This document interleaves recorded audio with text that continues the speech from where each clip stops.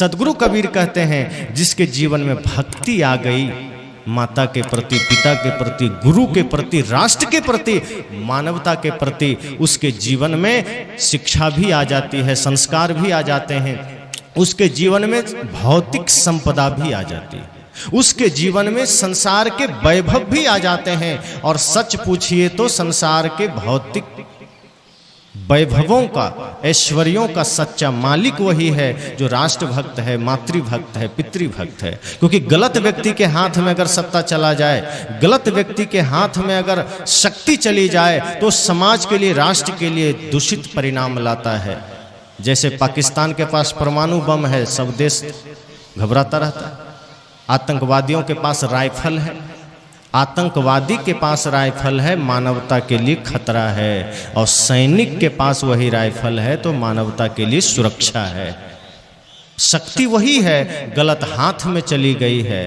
एक कैंची है, वो चोर के पास चली जाए तो सब डरने लगता है कि पता नहीं किसकी जेब कट जाएगी, लेकिन वही कैंची डॉक्टर के पास हो तो आदमी खुश होता है कि नहीं, डरने की बात नहीं है, इस शरीर में कहीं कोई खराबी आ गई है, डॉक्टर साहब काट के अलग कर देंगे।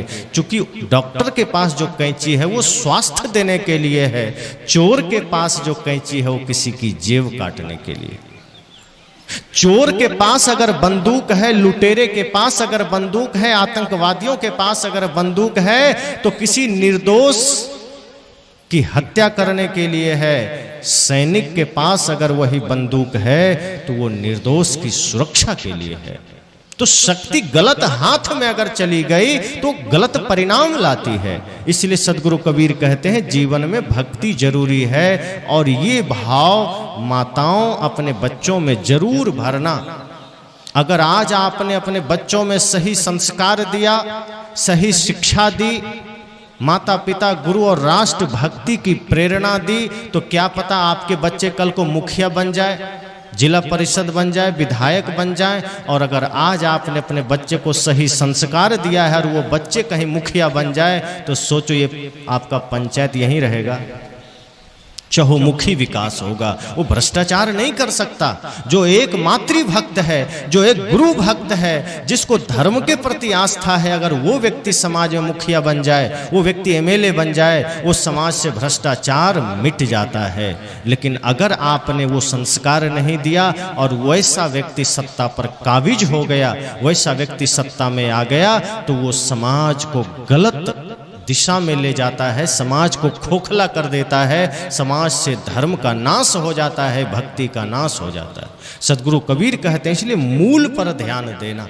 और मूल यह है कि आप अपने जीवन को तो सुंदर बनाइए ही, आप अपने जीवन को तो पवित्र बनाइए ही, वो प्रेरणा अपने बच्चों में भी दीजिए। इसलिए मैंने कहा कि संत सम्राट सदगुरु कबीर एक ऐसे संत हैं जो छोटी से छोटी बातों को से लेकर के बड़े से बड़े दर्शन की बात करते हैं, बड़े से बड़े समस्याओं की बात करते हैं। जब वो हिंदू मुस्लिम की बात करते हैं तो किसी एक की बात नहीं करते, जब वो हिंदू की बात करते हैं तब हिंदू के लिए भी कहते हैं, मुस्लिम की बात करते तो मुस्लिम के लिए भी कहते हैं, वो सबकी बात करते हैं। जब वो ब्राह्मण की बात करते हैं तब वो कर्म से ब्राह्मण होना कहते हैं कि पहिर जनेऊ जो ब्राह्मण होना, मेहरी क्या पहराया, वो जन्म की सुदृढ़ पर से तुम पाड़े क्यों खाया। कहा यदि कोई जनेऊ पहनने मात्र से ब्राह्मण होता है तो महिलाएं तो, ब्राह्मण की महिलाएं जो हैं वो तो जनेऊ पहनती नहीं, तो इसका मतलब वो ब्राह्मण नहीं है। साहब ने कहा नहीं, कर्म से व्यक्ति ब्राह्मण होता है। फिर मुसलमानों के लिए कहा सुनती कराए तुर्क जो होना तो औरत को क्या कहिए, अर्ध शरीरी नारी बखानी ताते हिंदू रहिए। अभी कुछ दिन अजान का बड़ा चक्कर चल रहा था, साहब बहुत पहले कह गए कांकड़ पाथर जोड़ के मस्जिद लई चुनाए और ता चढ़े मुल्ला बांग दे क्या बहरा हुआ खुदा। कहा कंकड़ पत्थर जोड़ा मस्जिद बनाया और क्या खुदा बहरे हो गए जो इतना जोर से चिल्लाते हो। वो कहते हैं जब खुदा जर्रे जर्रे में है तो मन ही मन बोलो, चिल्लाने की क्या जरूरत, वो तो सुन लेगा कहीं से भी। तो सदगुरु कबीर किसी को छोड़ते नहीं हैं, वो कहते हैं मुझे परवाह नहीं अपने जीवन की, अगर गलत करते हो तो बोलूंगा। साहब कहते हैं कितनों मनावो पाँव पड़ी, कितनों मनावो रोए, और हिंदू पूजे देवता और तुरुक न काहू के होए। वे कहते हैं मैं तो हाथ जोड़ता हूँ, पाँव पड़ता हूँ, लेकिन ये हिंदू बाहर के देवी देवताओं को पूजने में लगा है, माता पिता को लात मार रहा है। और ये तुरुक मुसलमान किसी का होने वाला नहीं है, एक खुदा एक कुरान बस। साहब कहते हैं नहीं, ये कट्टरता नहीं चलेगी, ये वैमनस्यता नहीं चलेगी। इंसानियत को धारण करो, प्रेम को धारण करो। सभी जीव आपके अपने हैं, कोई पराया नहीं है। मैंने कहा सदगुरु कबीर का दर्शन, सदगुरु कबीर का जीवन बहुत विराट है। वो जिस पहलू पर बोलते हैं खुलकर बोलते हैं, वो किसी को पुचकारते नहीं हैं। अगर कोई अच्छा करता है तो शाबाशी देते हैं, कोई गलत करता है तो चोट भी देते हैं। अगर कोई बढ़िया करता है तो उसका साहस भी बढ़ाते हैं। और कोई समाज में बांटने का काम करता है, कोई जातिवाद फैलाता है, कोई संप्रदायवाद फैलाता है, कोई झूठी मान्यताओं में जीता है तो उसको वो लात भी मारते हैं, जोर से डंडे भी मारते हैं। और उनके दर्शनों को, उनके ज्ञान को सब जानते हैं, किताबों में पढ़ते हैं। छोटी से छोटी बातें जब वो बाणी पर बोलते हैं तो उनके बाणी पर ही सैकड़ों दोहे हैं। जब आँख पर बोलते हैं उस पर ही सैकड़ों दोहे हैं। जब वो आदर्शों पर बोलते हैं उसी पर सैकड़ों दोहे हैं। जब वो श्रवण पर बोलते हैं उसी पर तमाम दोहे हैं। लेकिन मूल बात वो करते हैं, जीव दया और आत्म पूजा, इनसे बढ़कर देव नहीं दूजा। जीवों पर दया करो, अपने जैसी आत्माओं की पूजा करो, माता पिता गुरु भगवान की पूजा करो, सबके प्रति श्रद्धा रखो, सबके प्रति भाव रखो। और ये कोशिश करो कि इस राष्ट्र में हमने जन्म लिया है, हमारा दायित्व है इस राष्ट्र के प्रति अपने कर्तव्यों का पालन करना। कोई जरूरी नहीं कि आपको बॉर्डर पर जाकर ही कर्तव्य पालन करना पड़े। एक आदमी ने पूछा कि हम तो घर में रहते हैं, हम तो रिक्शा चलाते हैं, हम तो खेत में काम करते हैं, हम राष्ट्रभक्त कैसे बन सकते हैं, हम तो सीमा पर जा नहीं सकते। संत ने कहा अगर तुम अपने घर में रह करके, अपने खेत खलिहान में ही रह करके, अपने दुकान पर रह करके ईमानदारी से अगर आप अपना काम करें, ये भी राष्ट्र की ही सेवा है।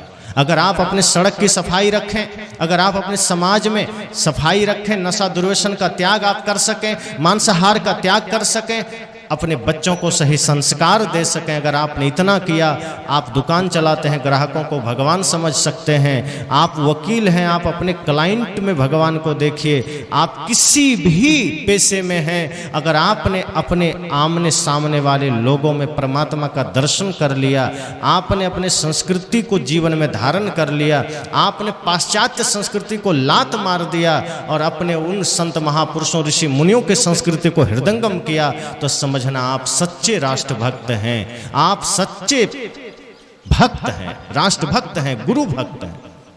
लेकिन आज आदमी करता क्या है, अपनी संस्कृति को, अपनी मर्यादा को, अपने परंपरा को छोड़ करके, अपने ज्ञान, अपने धर्म को छोड़ करके पाश्चात्य जगत के पीछे भागा चला जा रहा है। अमेरिका के पीछे, यूरोप के पीछे आज लोग भागे चले जा रहे हैं, वहां की संस्कृति के पीछे। जब भारत में एक परंपरा रही है कि लोग ध्यान से, तप से, योग से, साधना से अपने जीवन को पूरे विश्व में प्रख्यात कर लेते थे, यहाँ की माताएं, यहाँ की बहनें अपने सतीत्व के बल पर, अपने साधना के बल पर, अपने तपस्या के बल पर विश्व में अपना नाम रोशन कर लेती थी। वहीं आज हमारे बच्चे पाश्चात्य जगत का अंधा अनुकरण करके, कोई मिस इंडिया बनना चाहती है, कोई मिस वर्ल्ड बनना चाहती है, कोई मिस यूनिवर्स बनना चाहती है। अर्थात अब वो संस्कृति हमने अपना लिया है कि अंग प्रदर्शन के पीछे भागे चले जा रहे हैं। साहब कहते हैं नहीं, ये मानवता के लिए निहायत ही खतरनाक बात है, निश्चय ही बहुत ही दयनीय स्थिति है। इसलिए यह सदगुरु कबीर प्राकट्य महोत्सव आपके भीतर वो ज्ञान का दिया जलाता है कि आप उस ज्ञान के दिए के प्रकाश में अपने भीतर पल रहे अंधेरों को देख सकें, अपने भीतर पल रहे बुराइयों को देख सकें और उसे मिटा सकें। क्योंकि जब तक ज्ञान का दिया नहीं जलेगा, अज्ञान का अंधकार का पता नहीं चलेगा। जब तक आप अंधकार में हैं, तब तक आप सही के लिए प्रयास ही नहीं कर सकते। और कई बार लोग प्रयास भी करता है तो गलत दिशा में करता है। इसलिए सच्चे गुरु की आवश्यकता है, सदगुरु कबीर जैसे महानतम संत के विचारों की आवश्यकता है, उनके आदर्शों की आवश्यकता है, उनके ज्ञान की आवश्यकता है। आज पुनः समाज को सदगुरु कबीर के विचारों को सुनना चाहिए, पढ़ना चाहिए, मनन करना चाहिए। और जो लोग उन्हें हिंदू विरोधी समझते हैं, उनकी समझ में अभी कमी है, उन्हें पुनः सदगुरु कबीर को पढ़ना चाहिए। वो हिंदू विरोधी नहीं, वो मानवता के सबसे बड़े सहायक और समर्थक हैं, सबसे बड़े पुजारी हैं। वे ये कभी नहीं कहते हैं कि भगवान को मैं नहीं मानता, वे ये कहते हैं कि मैं जो गलत दिशा में जो लोगों की मान्यताएं जा रही है मैं वहाँ खंडन करता हूँ। मंदिर बने हैं, वहाँ शराबी भी बैठ करके ताश खेलता है। साहब कहते हैं मैं इसलिए मना करता हूँ कि तुमने मंदिर बनाया, वहाँ शराबी, मांसाहारी, जुआड़ी सब बैठता है, वहाँ मांस भक्षण करता है, कई जगह जुआ खेलता है, शराब पी के नशे में धुत है। किसी भगवान कभी नहीं कहते तो शराब पीना छोड़ दे। इसलिए कहते हैं जिस दिन पहले वो माता पिता गुरु में भगवान का दर्शन करेगा तभी वो उस मंदिर का भी सम्मान करेगा। जिस दिन वो अपने घर को मंदिर बना लेगा उस दिन वो गंगा का भी सम्मान करेगा। अभी तो गंगा में भी गंदगी डाल के आता है, अभी तो बाहर के मंदिर में भी वो गंदगी फैला के आता है, अभी तो बाहर के तीर्थ में भी वो गंदगी डाल के आता है। जिस दिन उसने घर को ही तीर्थ जाना, जिस दिन उसने अपने माता पिता को ही भगवान जाना, वो समाज का भी सम्मान करेगा, राष्ट्र का भी सम्मान करेगा और बाहर के मंदिर का भी सम्मान करेगा। इसलिए सदगुरु कबीर हिंदू विरोधी नहीं हैं, वे रामकृष्ण के विरोधी नहीं हैं, बल्कि उनके प्रति चल रही गलत पूजा का विरोधी हैं, माता दुर्गा के प्रति चल रही गलत पूजा का विरोधी हैं। एक और लोग कहते हैं ये जगत जननी है और उनके ही सामने बकरे काटे जाते हैं, खस्सी काटी जाती है। सदगुरु कबीर कहते हैं जो जगत जननी है उसके ही सामने उसके ही बच्चे को काट रहे हो, ये गलत है। अगर उसको इतनी ही आवश्यकता होगी खेत से उठा लेगी, वो आपसे नहीं कटवाएगी। लेकिन नहीं, कोई माँ नहीं चाहेगी आपके ही 4 बेटे हों, कितना भी उदंड हो जाए, कितना भी बदमाश हो जाए, अगर उसके हाथ में खरोच भी आ जाएगी तो माँ के हृदय कांप जाता है। तो माँ दुर्गा जिसको आप ही लोग ना कहते पूरी दुनिया उसकी संतान है, तो क्या बकरा उसका संतान नहीं है? क्या खस्सी उसका संतान नहीं है? वो भी तो उसका ही संतान है, फिर उसको उसके सामने काट रहे हैं। साहब कहते हैं मैं इसी गलत पूजा का विरोधी हूँ। मैं तो उस सच्चे पूजा को जगाना चाहता हूँ कि जिस दिन लोग ये समझ लें कि जहाँ जहाँ डोलों सो परिक्रमा, जो कुछ करो सो पूजा। साहब कहते हैं पवित्र मन से आदमी जिस दिन यह भाव ले आए कि सड़क में झाड़ू लगा रहा हूँ तो भी पूजा है, शौचालय साफ कर रहा हूँ तो भी पूजा है, किसी आम आदमी को हमने कुछ भोजन दिया है वो भी पूजा है, घर में आप अपने माता पिता के लिए, पति के लिए भोजन बनाएं वो भी पूजा है। लेकिन होता उल्टा है। भगवान के लिए जब माताएं भोजन बनाती है तो बड़े भाव से बनाती है, बड़ी श्रद्धा से बनाती है, लेकिन अब अपने पति, अपने सास, अपने बच्चे के लिए बनाती है तो कई बार इतने गुस्से में बनाती है और बना करके कहती है लो खाना है तो खाओ, नहीं तो चुपचाप आराम करो। साहब कहते हैं जब आप ऐसा करते हैं तो आपका भोजन वो भोजन नहीं रहता। भोजन को भोजन के जैसा मत रखिए, उसको प्रसाद बनाइए।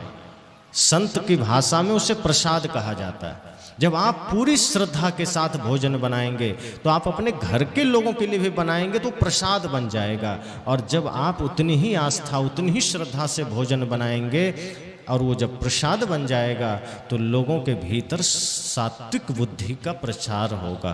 क्योंकि ऋषियों ने कहा था ना, जैसा खाए अन्न वैसा बने मन। तो अगर अन्न गलत होगा, अन्न खराब होगा, अन्न दूषित होगा तो मन दूषित होगा। इसलिए इसका सभी लोग ध्यान रखें। सदगुरु कबीर हमें यही शिक्षा देते हैं कि हम जो गलत पूजा चल रही है, गलत मान्यताएं चल रही है, उससे मुड़ें, सही पूजा में लगे, सही भगवान को पहचानें, सही अर्थों में राष्ट्र की सेवा में अपने जीवन को लगाएं। क्योंकि आगे तो कोई नहीं जानता कि अगली श्वास आएगी या नहीं आएगी।